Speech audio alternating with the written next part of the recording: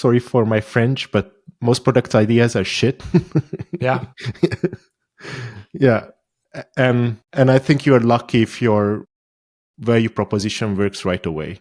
And in many of the cases, you have to figure out, even if your product idea is good and the value proposition is good for some people, go-to-market strategy can vary a lot, and you need to experiment a lot with different strategies there.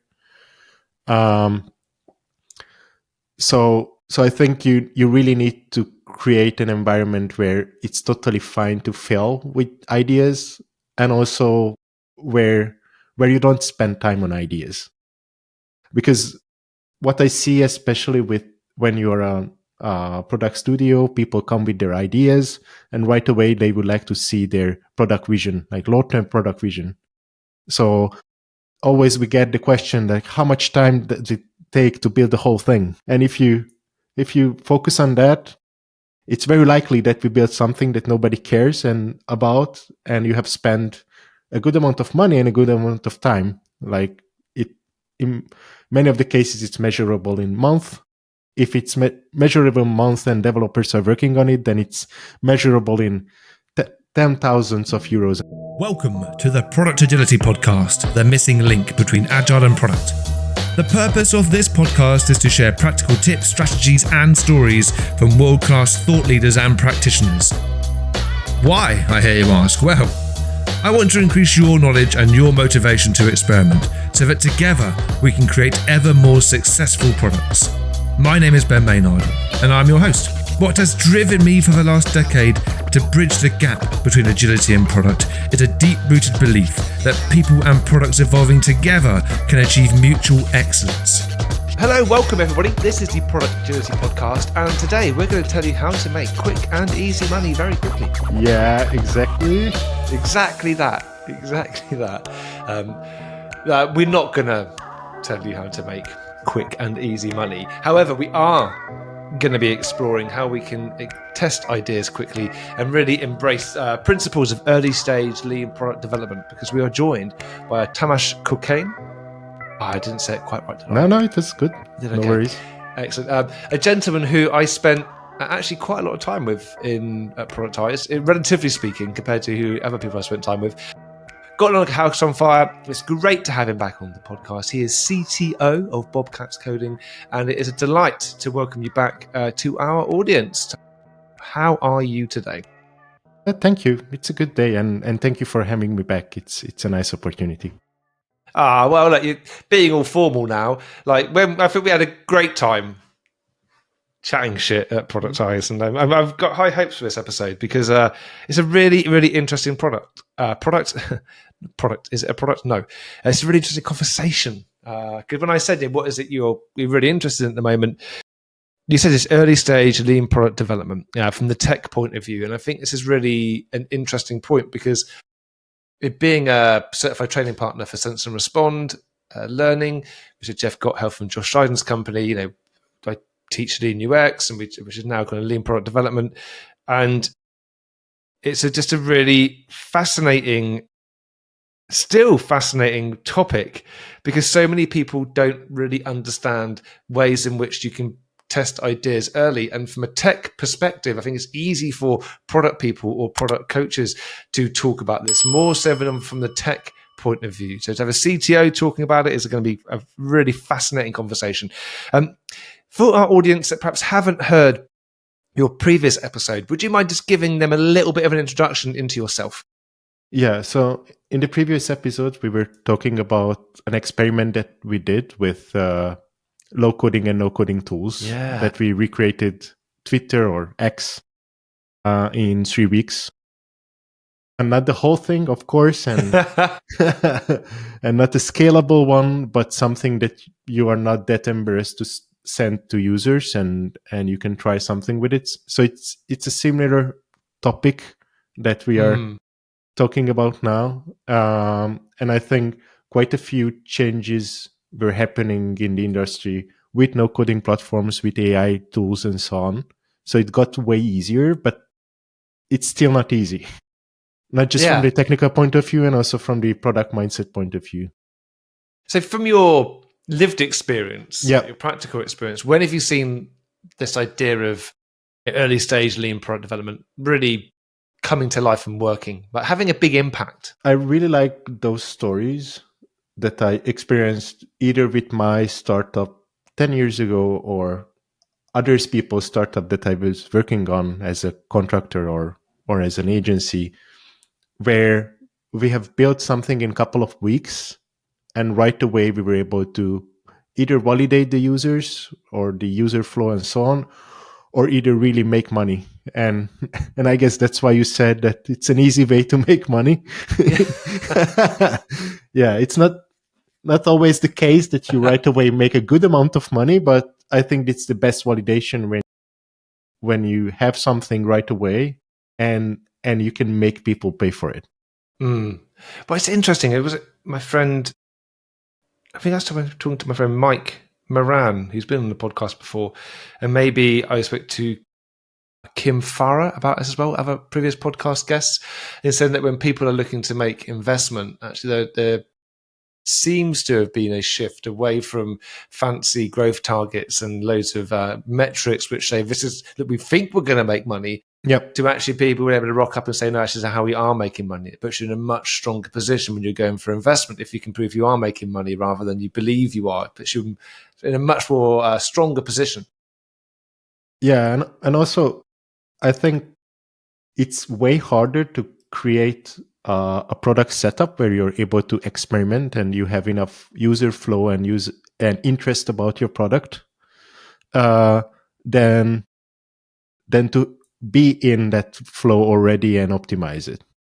So I think it's harder to get there than to do the optimization. And I think that's your first job, to get to the stage where you're able to optimize, you're able to have different cohorts of users, test them with different ideas and so on.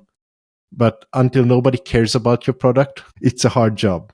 And I suppose it's hard for different reasons and different contexts. Yeah. But broadly speaking, what have you found that makes it so hard to get that first thing into people's hands? Sorry for my French, but most product ideas are shit. Yeah. Yeah. And I think you're lucky if your value proposition works right away.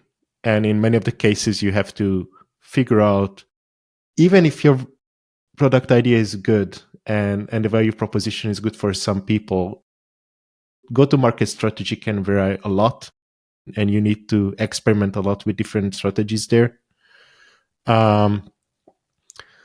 So I think you really need to create an environment where it's totally fine to fail with ideas, and also where you don't spend time on ideas.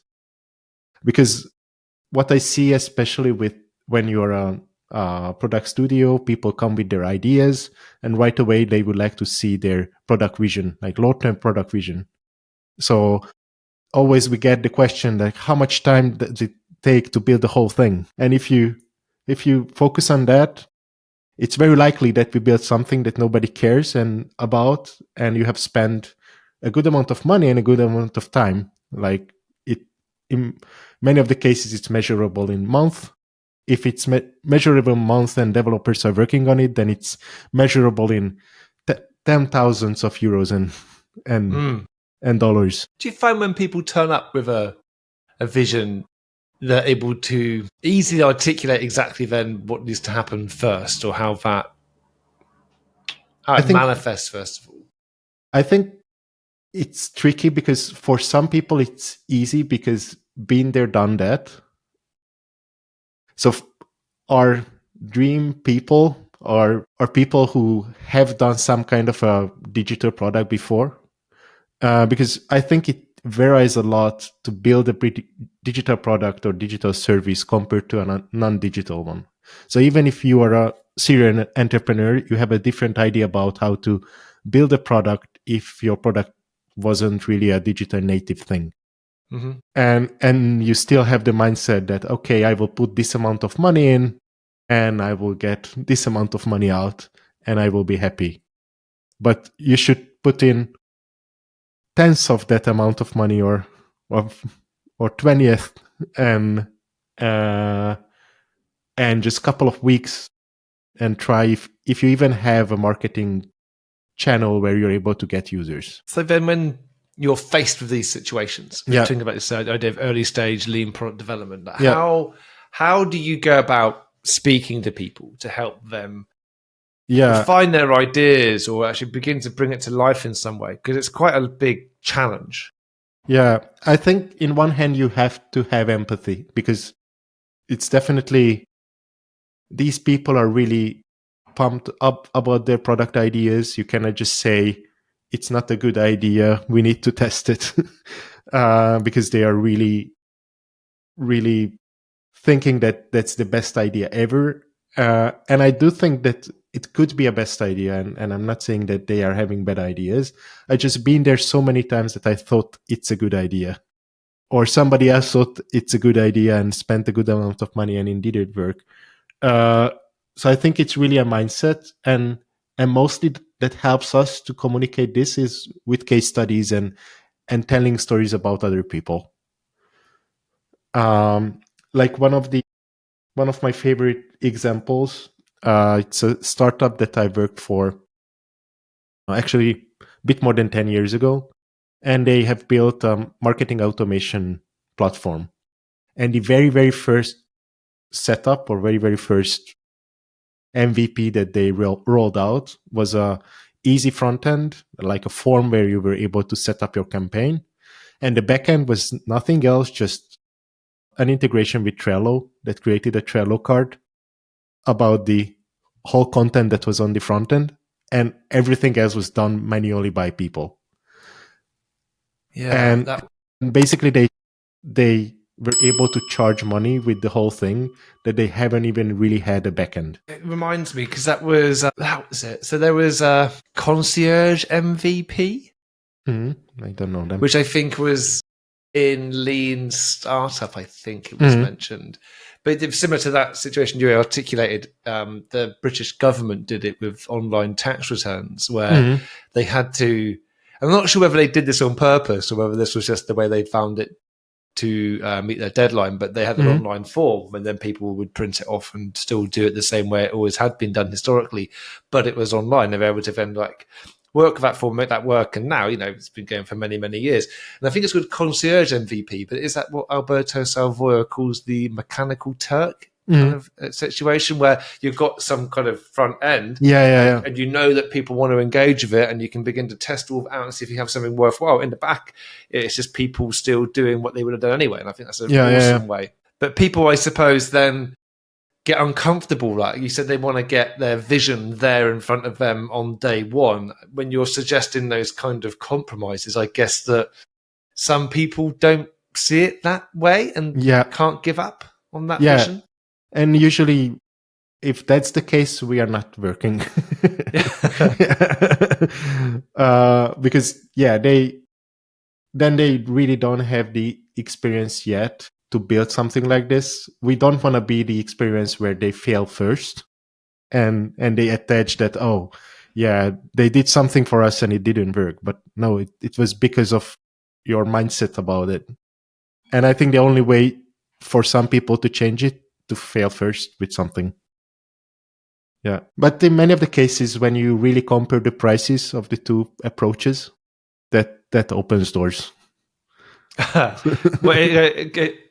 Explain a little bit. So if you have even a really simple product, like, I don't know, a mobile app that has a couple of screens, a simple backend, maybe some kind of an AI integration, it can easily take like 3-4 months for 2-3 people. So that on the end gonna mean that you will spend a couple of 100,000 euros.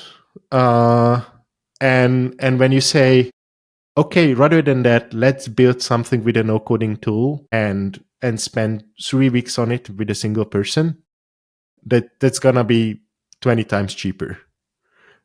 And to really pay for something that 20 times cheaper and to try it, I think it's a no-brainer for quite a few people. So when we kind of began to set up this conversation and we spoke about early stage in product development, you said from the tech point of view. What was in your mind when you said from the tech point of view? Because at the top I mentioned about product coaches. Yeah. And maybe this is a slightly different perspective. What is it that makes a tech point of view, I don't know, interesting or different? Like, why did you bring it up?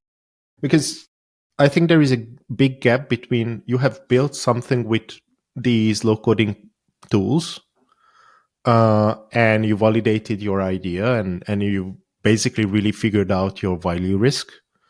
And between that stage that you already have something working and you're able to tweak it, and week by week you're able to create experiments on your new features and ideas and create A/B testing and so on. Because just to have that infrastructure that you are able to measure stuff, you are able to do testing, you're able to do e-testing and have a different experience with different cohorts and so on. To give you an example, many of the early stage products right away, if it's a consumer product, they would like to focus on retention. And to measure retention and to figure out if a new feature really impacts retention, it's a hard task.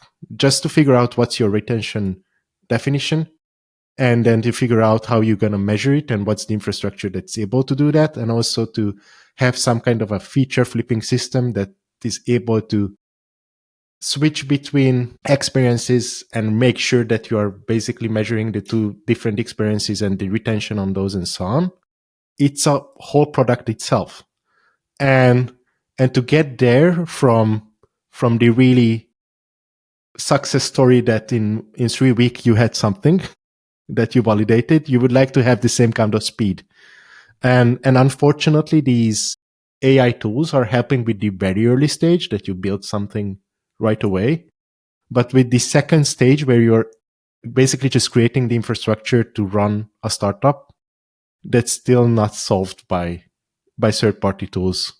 You still need to pick a good amount of tools. You still need to create an entangled infrastructure between these. I mean, that's a big challenge for people. I suppose that's why people come to companies like Bobcats or other organizations. It's because you've got that great idea. You are appreciative that you want to go out and test that idea. But at some point, your lack of technical understanding is going to get in the way. Yeah, you definitely. can't launch a digital product. And maybe this is where it comes back down to what you were saying earlier, that you may have kind of have some experience in getting a product to market, but if you've never launched a digital product and got that to market and you're not familiar with that, at some point, your lack of technical understanding is going to get in the way of you being able to proceed. So it's either you do your best to learn it or you find someone to help you with it, I suppose, are the options. Yeah. And I think it's also the same. So I like that you mentioned this difference because there is the same problem of having an idea about lean product development during development, and not just in the early stage where you built something and you validated your market, but rather continuously you are still treating any new feature as, okay, it's an experiment. Is this something that's going to change on our KPIs or not? Can we measure it? Can we validate it? Can we turn it off right away if it doesn't work because it's a good amount of code, and that means that you need to maintain it, and that means that it's a good amount of money and also a good amount of effort that you could put on something else and so on.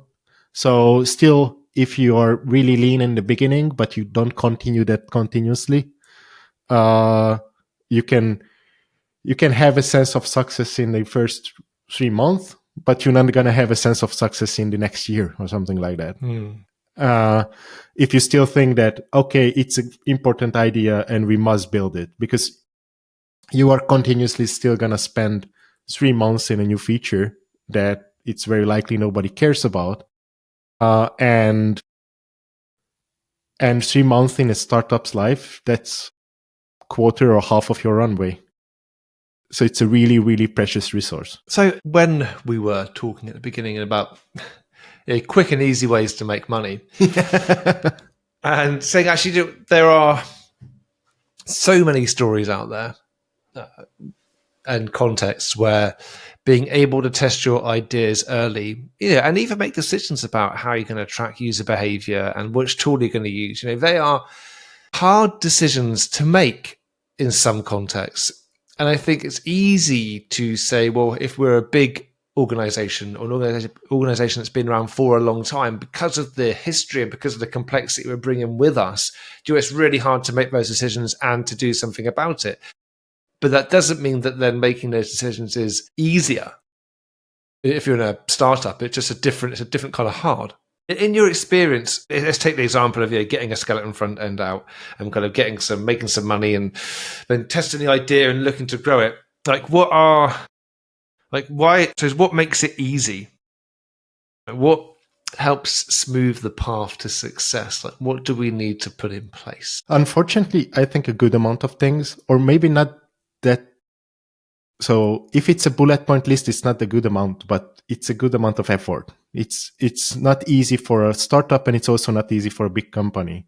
And I think these kind of metrics, that how much time it takes to release something, like from I've written some code to it's in production, and also am I able to do experiments to be able to have cohorts inside the application, also turn on and off features easily, have the whole infrastructure on that, and not just turn on and off globally, but for a certain type of user, for a certain cohort, for a certain percentage of the people, and so on. If you don't have these infrastructures set up, I think you are basically light years behind organizations that are on the cutting edge. And I think to have this infrastructure, it's hard for a startup because they don't have a couple of months to just focus on this infrastructure. Yeah. And it's really hard for a big company because if they don't have it, then it's hard to spend a couple of years to build that infrastructure into the existent infrastructure and refactor the whole thing. But I think that's the key infrastructure. If you don't have it, you're not going to be able to do continuously into product development. And when we say the infrastructure, I know you've described it in some detail, but if you were going to put a label on that infrastructure, what are we specifically talking about here? So I think it's product metrics in general. I've met really, really big products and big companies that had no idea about their usage data. So like really simple questions, like how many people are using this feature? And yeah, we are not measuring it. We have no idea. They are not even a Google Analytics or something like that plugged into the product. And also regarding feature flipping, yeah, that's kind of a new idea for quite a few companies. Wait, is it feature flipping like feature toggling, or actually? Yeah. And the whole idea of that you can dark launch something, that you can build something, you can start to build something, and right away you can release it to people, and just a certain percent of the people, or just to the staff inside, or something like that. And not like in a monthly release cadence, we put everything online and that's it. And I think it's a critical infrastructure, and it's not easy to build. I think there are quite a few tools that are helping you to build it, and third-party libraries and so on. But it's not, and still not an easy task. Like I'm just gonna use Bubble and right away it works. So if you were in a lift, if you're in an elevator, and you had to pitch like why this is so critical. Mm-hmm. Like, what would be your pitch? Because I know that there'll be people listening to this who are agreeing with you, but don't know how to influence people. I can think of people that I engage with who would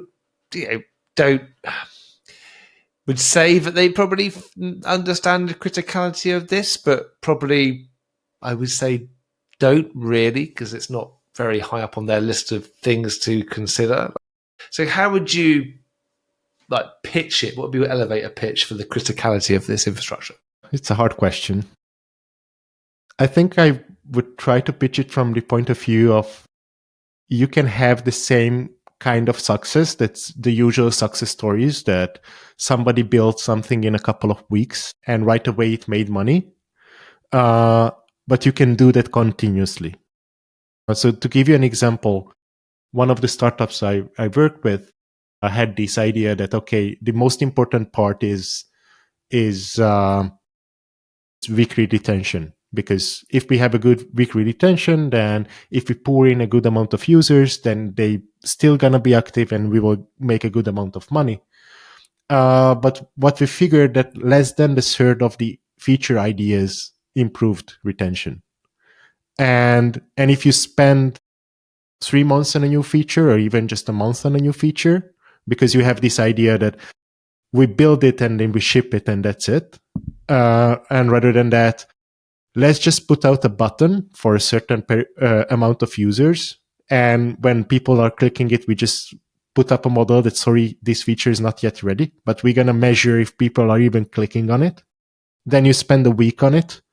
And 1 week and a couple of months worth of development time, it's a big difference in a good amount of money.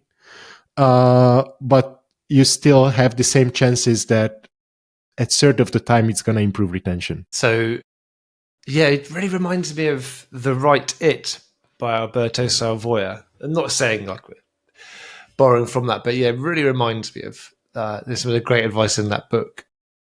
I think, yeah, it's a big mindset shift to say to people, how about we just get a button up? Because I suppose for some, they might think it looks unprofessional or unfinished or like it isn't in keeping with their vision for things. I mean, have you come across that before when people? Yeah, definitely. And I think that's why I said it's just a certain percentage of users. So definitely, if you have this mindset that, like, I like to label this mindset as the mindset of building a house, that you're only able to do it once and it's a long-lasting thing. And from the long-lasting thing, from the point of view of when you built it, you're not going to change it because that's how it looks now. You're not going to spend a good amount of money on it again. And also from the point of view that it takes years. So if you have this mindset about building a product, then you are not having the right mindset about building a digital product, because a digital product doesn't work that way. Your digital product should change every week, every day. And you have the power, because I really like this quote from, I don't know the exact quote, but his idea from Uncle Bob, that if we have this idea about the or metaphor that we are building a house as to the software, the building part is way cheaper with software, because the architecting part to the planning part, that's where we write the code. That's where we plan it, but to build it, that just to have it, it's just a couple of minutes because there are quite a few automations. So if we would have that superpower with houses, that from architecture plans, we have the house in 5 minutes or just even a day, you would have a totally different mindset about your house. You would think about the kitchen like, oh, do I like the kitchen this way? Maybe it would be nicer if the fridge is there, if the room is narrower or wider or whatsoever. Then you would change your house. You just not have this mindset about it. That's really interesting. So it's this mindset that we've got, that I say some of it is because software engineering was kind of based on building houses or building buildings for a long time, in so much that we thought we could design it all up front and then things would run on a project and it would be done, particularly when things were based on people's desktops. There wasn't a whole heap of opportunity to make changes quickly. Well, look at video games, old video games. Once you had that committed to a cartridge or a CD-ROM or a DVD, there was a particular cartridges. There was no going back and changing anything you'd released which wasn't right. If it had a bug, it was there forever, pretty much. And you look at all the code and stuff that knocks around in some old games. It's fascinating, like Streets of Rage for the Sega Genesis or Mega Drive, as it was here in Europe. If you wiggle the cartridge in the right way, it will kind of read the memory differently, and you can access like different languages, and it's just phenomenal stuff. And it's all there because they had no choice but to put it all there. I said, when what you're saying is that if we've persisted that kind of cartridge-based mentality that we have to design it, have to build it, and it's done, and it's not going to change. But if we then said, actually, well, no, that isn't the case anymore, digital products, that things should change very frequently, and if we then transferred that mindset to building a house, and we could just easily go onto a 3D kitchen planner, redesign it, click on a few buttons, and within 10, 15 minutes, we've got a new kitchen. Yeah, we'd totally change our approach. We'd be much less risk adverse when it came to trying things, because the cost of trying things is very low. Yeah. And I think people who haven't had the experience of you are able to change your product every week, you're able to create a meaningful driving difference on your KPIs. If you haven't had that feeling yet that you're able to change your kitchen, you're still going to have the idea about product development that it's a physical product or it's a house. Yeah. But I suppose that there are some organizations, large organizations, a lot of them, that have been around for many, many years, decades even, who had created software with this house building mentality, and now find themselves in a situation where it's such a Herculean effort to get their software into the hands of the customers. Actually, they can't change that mindset very quickly. Yeah. So, I mean, a lot of these ideas are fantastic, right? Let's just do something quick and dirty. Let's go out and test it. Let's focus on a certain percentage of users. Let's get some feedback. Let's figure out, are people willing to engage with it? Are they engaging in this way or that way? It was all brilliant. But when it's taken 6 months to get something released, and there's never a shortage of stuff which people want to see in that release. That's really hard for people, right? And I say there will be some people feeling that this is just futile.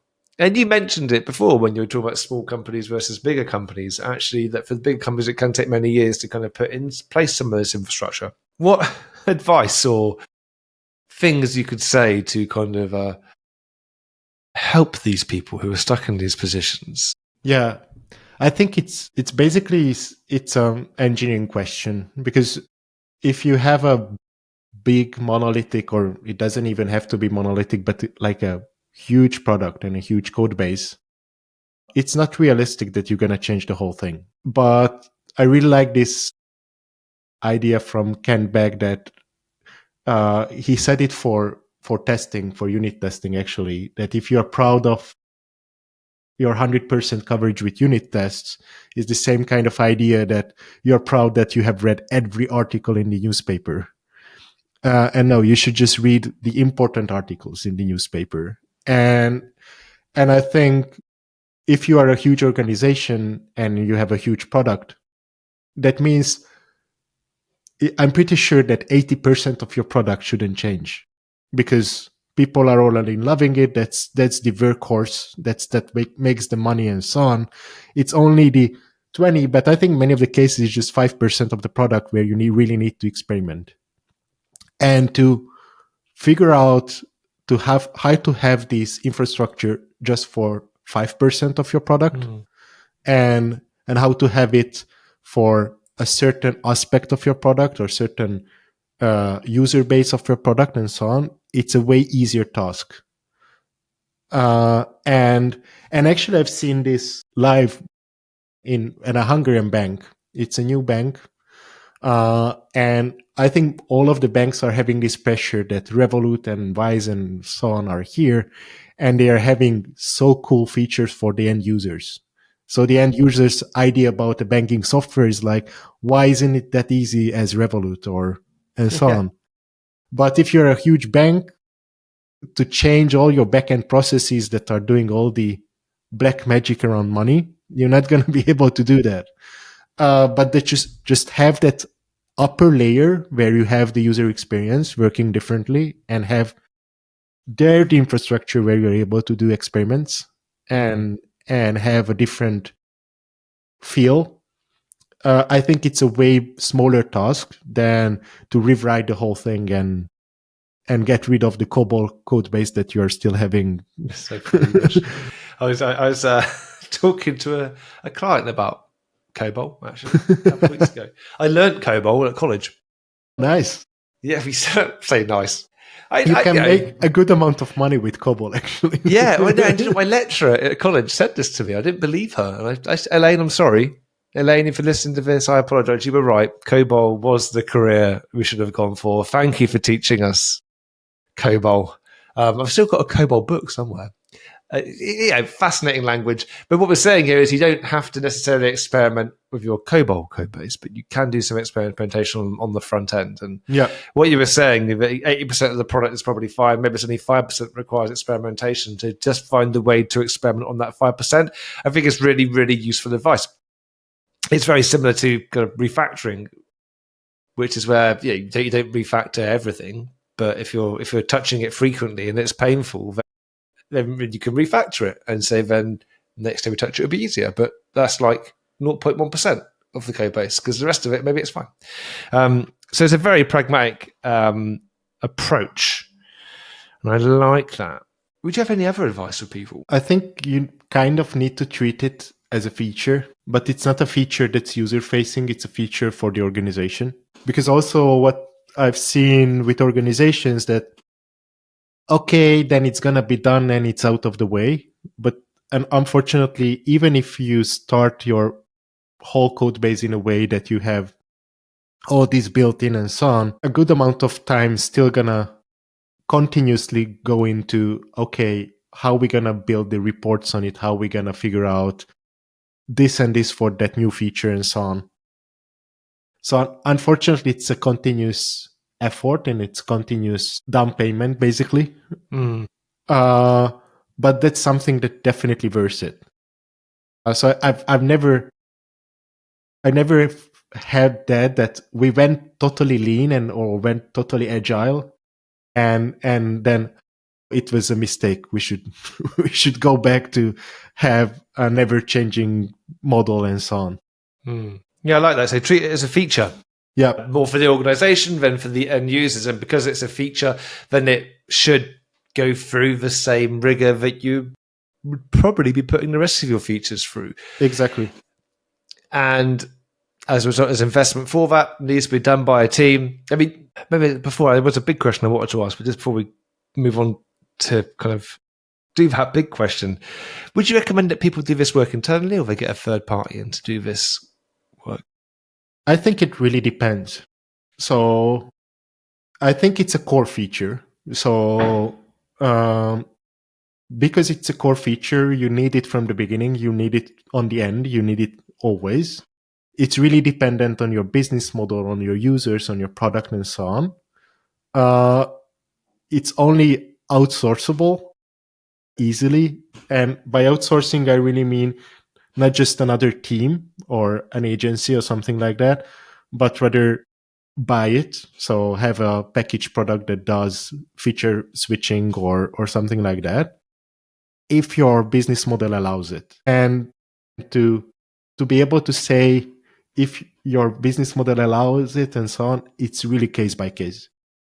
It's not, because that's really a core feature of it's really similar to that if you build a product and you are selling, I don't know, something online, then the payment feature is something that's easy to outsource because, okay, it's something that's easy, everybody does that and so on. But the payment feature for Revolut or Wise, it's the core feature. They're not going to outsource a payment to Stripe or something like that because that's their core feature. And I think it's really similar to that, okay, what type of a product are you building and how easy it is to build up this infrastructure. Do you have any recommendations or of tools or particular third-party libraries or stuff that you find were very useful? For actually early stage metrics, I think the best ever tool is Google Sheets. It's so easy to set up your application in a way that everything saves to Google Sheets. Actually, there is an easy hack with Google Forms. If you create a Google form, you can inspect it on the front end with the DevTools, and you can figure out all the entities entity numbers for each of the fields. Mm-hmm. And you can recreate the HTTP request that's saving the answer to Google form. It's going to be 6 lines of code. If you Google this, you will find a Stack Overflow answer how to do that right away, and also a couple of articles. And basically, if you have a front end, you just put that code there, and whatever was done on the front end, you can save it to Google Forms, and Google Forms saves everything to Google Sheets. Nice. So basically, in a day and less than a day, you can have a backend that everything is on Google Sheets right away. And with Google Sheets, you can do whatever. I think Excel is the most powerful. If I would go to an island without anything, I would bring Excel. That's if I could have a single software, that would be Excel, definitely, because you can do everything. So you can figure out all your product metrics. You can figure out all your automation. Because with Google Workspaces, you can have automations around it and so on. So basically, you can have a full-fledged backend with 6 lines of JavaScript on the front end. Well, maybe one day you can show me something. I'm intrigued by it, but we'll put a pin in it there because time is really kind of moving on. So just going back to the setup we had for this conversation, which was early stage lean product development from the tech point of view. And I suppose the connection for me really came together about 5 minutes ago when I think of how work flows through, and I think of teams getting together and saying, let's use a lean product canvas, which will say the lean UX canvas has now been rebranded. When I'm teaching people how to use this and I'm facilitating people through how to use this, they come up with lots of really great ideas, and that really, really helps them think through those ideas. But I think it normally gets to a point, especially in the larger, kind of stereotyping here a little bit, in the larger organizations where there is such a delay in getting something out, and then no real feedback mechanism for once that thing is out, that makes it really hard to get the value from these canvases. I mean, sure, it's great, you can create a lovely shared understanding, but unless you're taking that tech point of view, unless you're getting in place, as you said, that critical infrastructure, so that you are able to see, okay, are your hypotheses paying out? Are you able to flip between features? Are you able to kind of focus in the individual users or cohorts of users and really begin to test those ideas, not just on paper or for interviews, but actually like on the front end? And it's then and only then that you can really tune into the and reap the benefits, let's say, of lean product development. Is that a fair summary, Tamas? Yeah, definitely. And while you were talking about it, I was starting to think that I think what's really hard about this is if you have this infrastructure, if you have something like this, that's gonna impact a lot on your company culture. And I think it's hard to change a big code base, but it's way harder to change company culture. And I think that's a problem with, for example, the Lean Canvas as well, that all these tools are good for creating conversations, having the critical conversations and the critical thinking about something. If you don't have an empowered organization where people are able to do decisions on their own and so on, you're not going to be able to use these tools, because then huge hierarchy needs to have ideas about it, giving feedback and so on. And unfortunately, you need to have the same kind of structure for a good product. I'm trying to think of like a metaphor for it. And I thought about exercise, and it reminds me of people who think they'll just go and drink loads of protein shakes and magically they'll get really fit and muscly. But if you're not putting the work in, if you haven't got the infrastructure to put the work in, you don't change your lifestyle, you don't start lifting weights or going for runs or going swimming, then you can drink all the protein you like and you can have all the calories you like. You're never going to change your physical appearance in the way that you think it's going to happen. So that's why the lean product canvas is almost like a let's take the lean product canvas. Let's say it's like a protein shake for the organization. Yeah, exactly. If your organization is unable to do decisions, then you cannot put more decision drink Yeah. into the stomach, that then have more decisions. Now it's still gonna take a year Yeah. because it's politics and it's hard and so on. It is really hard. And I think I'm going to put this into ChatGPT later, because then they get it to come up with a much more concise metaphor for me that I'll use. Yeah. That's probably my favorite way to use ChatGPT at the moment. It's like, I've had this idea that this is like this in this context. Couldn't you write me something to explain to other people why that could be like that? It's great. I'm not that creative. Tamas, our time has come to an end. It's flown by. It's been so nice to have you back on the podcast. It's a pity we can't do it in person. But, that's the way it is, right? Hopefully we'll get to see each other again at some point at a conference, because I know you're off to a conference this week, aren't you? Yeah, to Malaga, to Web. Nice. Lucky you. And for people listening, the time is now 11:32 on Monday, the 25th of November in the United Kingdom. So it's different times in other countries, but that's the time it is here. And this episode will be released this Thursday. So you're listening to it pretty fresh. So when you're listening to this episode, Tamas will probably be in Malaga. And I will be probably where I am now, talking to somebody else. So thank you for sharing your thoughts, your ideas. There's some challenging stuff in there, some really practically useful stuff in there as well. If people were interested in learning more, asking you a question, maybe wanting to see what do we need to Google to get the stuff around Google Forms and Google Sheets, what's the best way for them to contact you? I think go to our website, bobcatscoding.com, and you can find all of our contacts, and we are happy to help you with any technical challenge that you have. Lovely. Yeah, do check out Bobcats Coding. I mean, lovely branding. I like the branding. I like the colours. Also, the people that work for Bobcats are all pretty awesome. Thank you. Had a really great time, apart from you. They were all really good. Yeah, they are, definitely. I had a great time hanging out with you at Productized. And I do, everyone check out Bobcats Coding. If nothing else, they've got great branding. And it's a pleasure to look through some of your material for your website. And I wish you all the best of the future success for the company. I'm sure it's just going to go from strength to strength. At some point, I may pick your brains and ask for a bit of advice, or at least bounce some ideas off you for a few things I've got knocking around my head. But that's a conversation for another day. If people want to connect with you on LinkedIn, are you adverse to that? Yeah, no. it's totally fine. I'm happy to connect. Excellent. Yeah.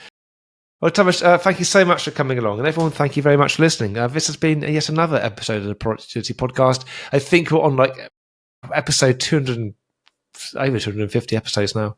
It's crazy. How many more will we go for? That's listeners. That's for you to let me know. Let me know how many episodes you want.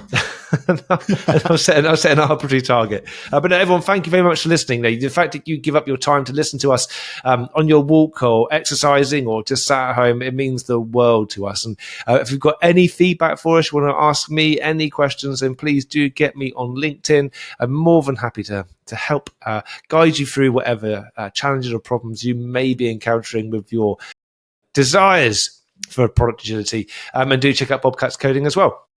So we'll draw some to a close. Everyone, thank you very much for listening. Tamas, thank you very much for coming on. This has been the Product Agility Podcast.